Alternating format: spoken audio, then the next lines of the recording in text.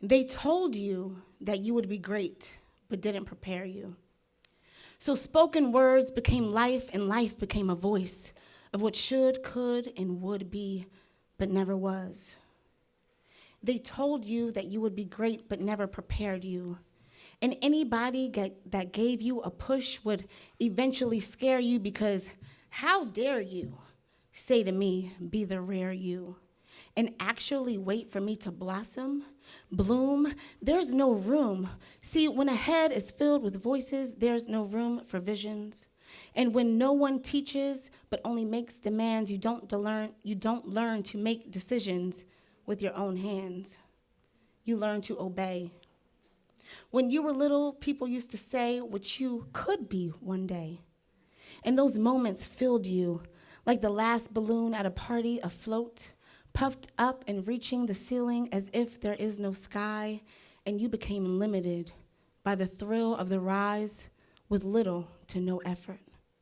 Delirium and your helium, because they breathed everything but gravity into your soul.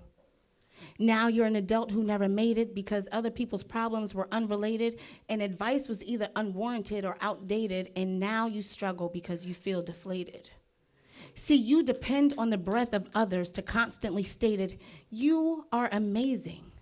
You were designed for greatness. But depression is handcuffed to your lateness. They said you would be great, but never prepared you. They took your pictures, but never told you about your image or reputation, gave you a pedestal, but never taught you elevation. They said you were smart, but never harped on education, gave you a last name, but never explained ancestral relation. They said you're the shit, but you fail to digest your current situation, and progress feels like constipation.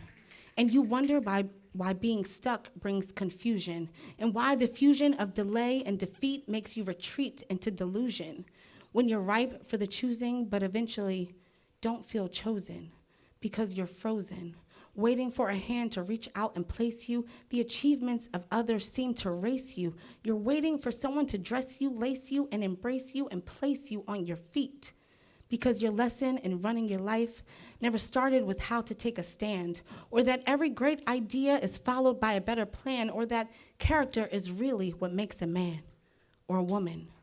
Honestly, bravery and wisdom is what separates you from the crowd, and your words should always be more meaningful than loud, or that it is better to be grateful than proud, or that loving yourself becomes a mastery very few achieve, or that it is better to give than receive, and you don't always need to keep the receipt.